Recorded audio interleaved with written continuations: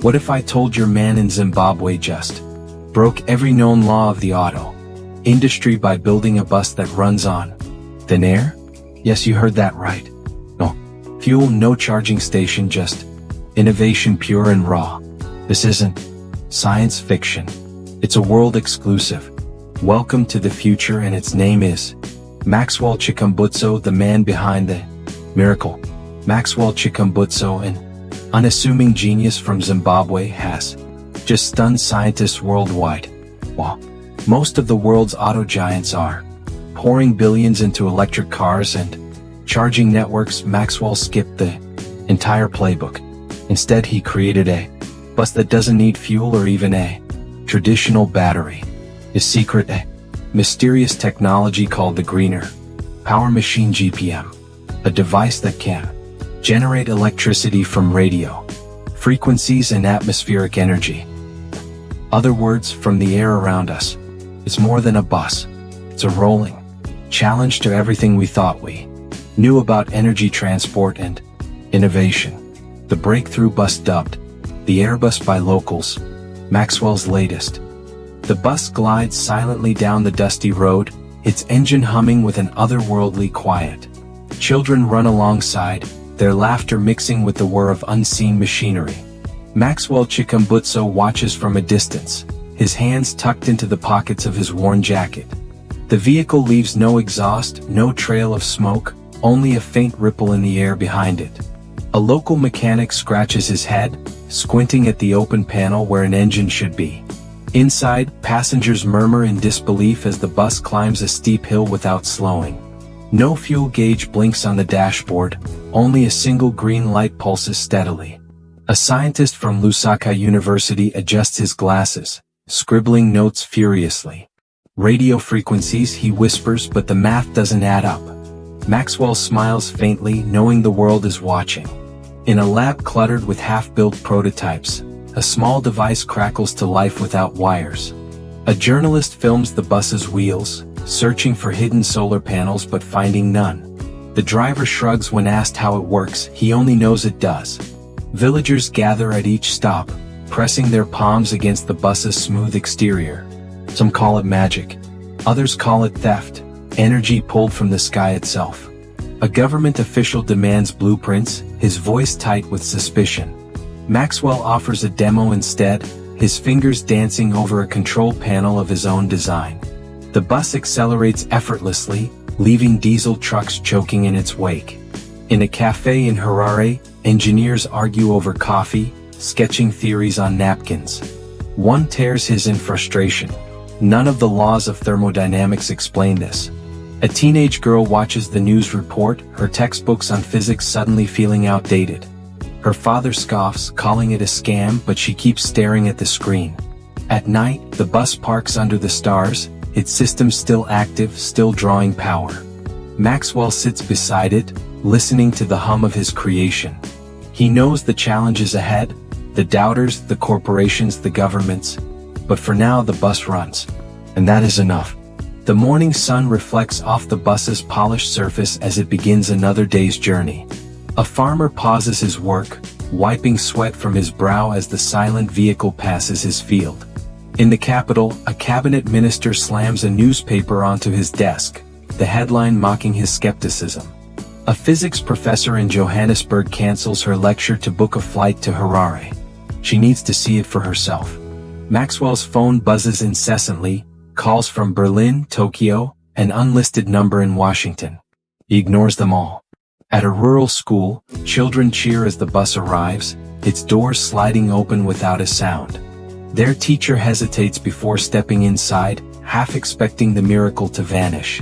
The seats are warm from the sun, the air fresh, no scent of diesel or grease. A boy touches the window, leaving a smudge on the spotless glass. His friend giggles and does the same. Down the road, a truck driver spits on the ground as the bus overtakes him effortlessly. His rig shudders, its engine groaning under the weight of its own obsolescence. In a dimly lit boardroom, executives watch drone footage of the bus's route. One of them reaches for the intercom, his voice tight as he barks an order. A younger associate hesitates, then deletes an email draft titled, acquisition proposal. Outside Maxwell's workshop, a journalist waits, her cameraman adjusting his lens in the heat. She rehearses her questions, each one more urgent than the last. How does it work? Who funded this? What happens to the oil markets now? Maxwell steps outside, his expression unreadable. He doesn't speak at first, just watches the horizon where the bus disappeared hours ago. When he finally answers, his voice is calm as if explaining the weather. It moves because it must. The journalist opens her mouth to protest. This isn't an answer. But the cameraman lowers his device, suddenly uninterested in filming. In a village with no electricity, an elder touches the bus's charging port, confused by its emptiness.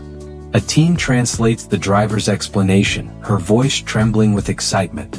The elder shakes his head, but his eyes gleam with something like hope. That night, under a sky streaked with stars, the bus parks beside a dry riverbed. Its headlights stay on, casting long shadows across the cracked earth. A young engineer from Nairobi kneels beside it, running a handheld scanner over its frame. The readings make no sense. Energy spikes with no source, no depletion, no logic. He sits back on his heels, laughing quietly to himself. Across the continent, in a lab lit by fluorescent lights, a team debates whether to publish their findings. The lead researcher closes the file with a sigh. Not yet. In a hotel bar, a foreign investor sips whiskey, his gaze fixed on a news clip of Maxwell. He slides a business card across the table to a local fixer. The fixer pockets it without looking. At dawn, the bus starts again, its systems humming awake without a key or a button. Maxwell stands beside it, his shadow stretching long in the golden light. He places one hand on the vehicle's flank, feeling the vibration of something beyond science. Then he steps back and lets it go. The world will catch up, or it won't. The bus doesn't wait. The morning mist clings to the valley as the bus crests the hill, its silent approach startling a flock of birds into flight. A young girl named Tari drops her water jug at the roadside, her mouth forming a perfect O as the vehicle glides past without sound. Inside the bus, an elderly woman clutches her market basket tighter, convinced this witchcraft will fail halfway to town. The driver, Samuel, grins as he taps the unmarked dashboard where a speedometer should be. The needle already reads 60 kilometers per hour without engine noise. At a military checkpoint, soldiers wave the bus through after only a cursory glance, their commander whispering urgently into his radio. Maxwell's workshop hums with activity, apprentices scurrying between workbenches where strange devices pulse with erratic energy.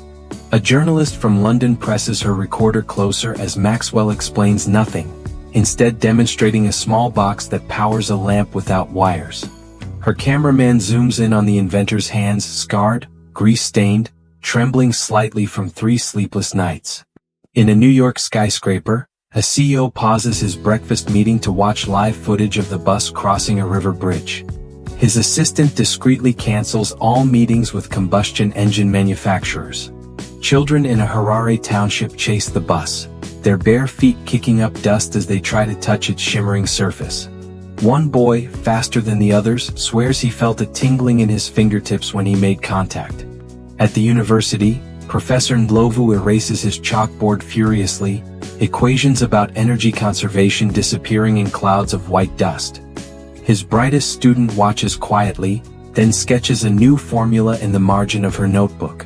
The bus's headlights flicker unexpectedly as it passes beneath high-voltage power lines, then glow brighter than before.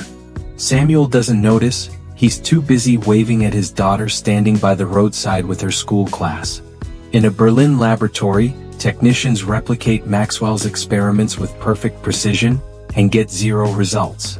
Their director orders another round of tests, his voice rising half an octave with each repeated command. Night falls over the savannah as the bus navigates by starlight, its interior lights casting long shadows of passengers against the trees. An American tourist films the journey on her phone, the footage already uploading to cloud storage despite no visible signal bars. Maxwell receives a message written on folded notebook paper, delivered by a child on a bicycle. He burns it without reading, the ashes swirling into the shape of a corporate logo before dissipating. At a rural clinic, nurses load the bus with vaccine coolers, amazed when the refrigeration units maintain temperature without power cords. The head nurse makes the sign of the cross before stepping aboard. In Tokyo, a robotics engineer disassembles a GPM prototype, her face reflected 100 times in the magnification lenses of her headset.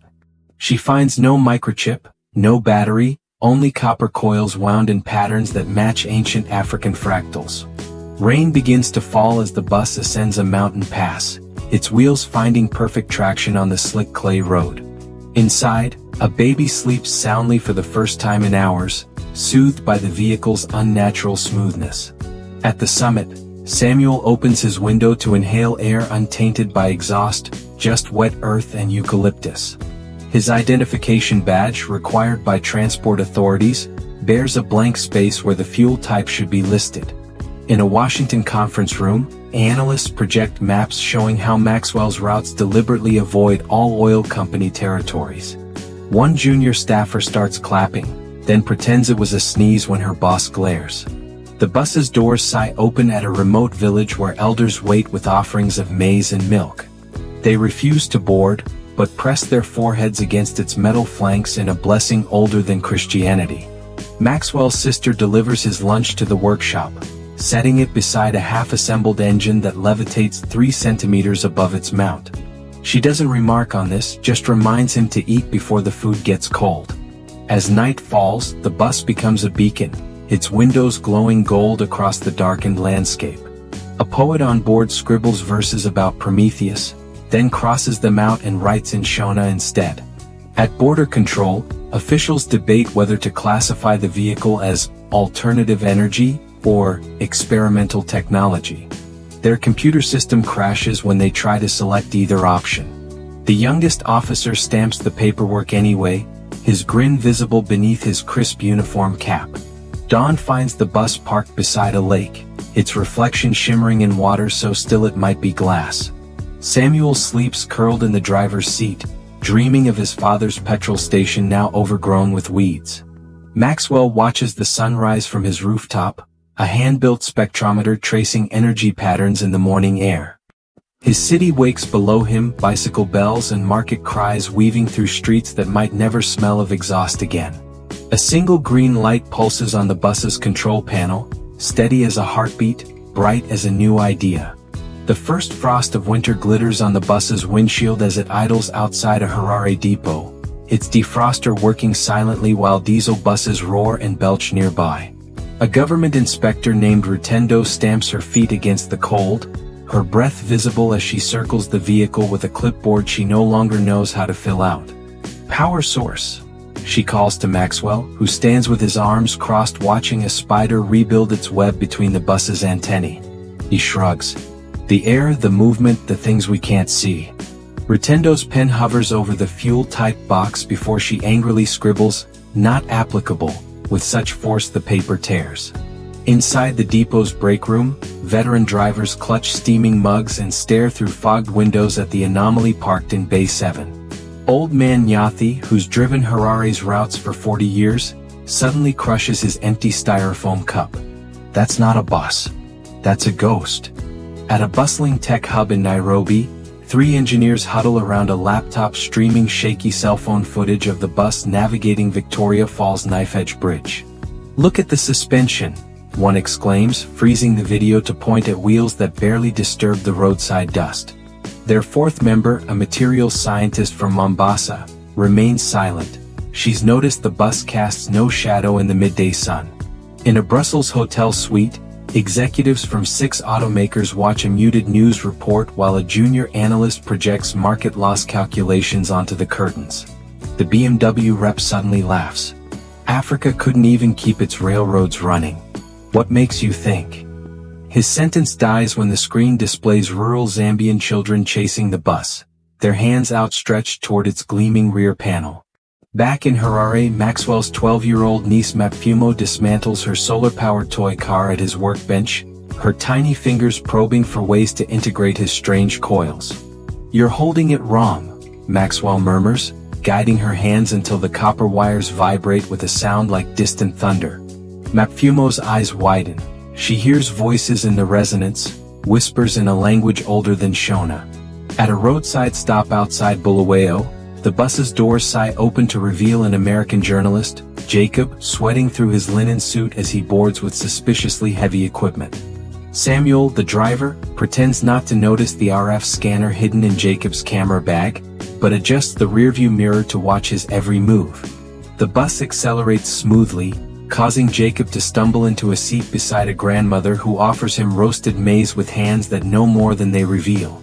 Deep in the Nyanga Mountains, a retired physics professor monitors energy fluctuations on homemade equipment, her thatched hut alive with the chatter of shortwave radios. Her chalkboard diagrams show equations that would get her laughed out of Cambridge, and a perfect prediction of the bus's route tomorrow. On board, a pregnant woman named Chiedza gasps when the bus crests a hill and her unborn child kicks in perfect sync with the GPM's resonant frequency. She'll name her daughter Simba, the energy, and swear the girl never cries when the bus passes their home. In a Lagos boardroom, oil executives watch drone footage of the bus with expressions ranging from amusement to terror. The youngest VP, educated at MIT, quietly slips a note to his assistant. "Find me Maxwell's kindergarten teacher." Start there. At midnight, the bus navigates a washed-out bridge in Mozambique by starlight alone, its path illuminated by bioluminescent algae stirred to life in its wake. Samuel grips the wheel tighter. He hasn't touched the controls in 17 minutes. In Tokyo, a robotics team disassembles their failed replication attempt, their million-dollar lab equipment humiliated by a missing ingredient no one can name. Their lead engineer, Dr. Sato, secretly mails a vintage Rolex to Harare with a note. For the apprentices. Keep going. Dawn finds Maxwell at the Great Zimbabwe ruins, pressing his palms against cold stone walls as if downloading ancestral knowledge. The bus appears beside him without being summoned, its doors already open for a journey no GPS can map. At a high-security lab in Frankfurt, technicians bombard a GPM replica with every known frequency. It remains inert until a Ghanaian intern hums her grandfather's fishing song. The lead scientist's report will cite interference, but his hands shake for hours afterward.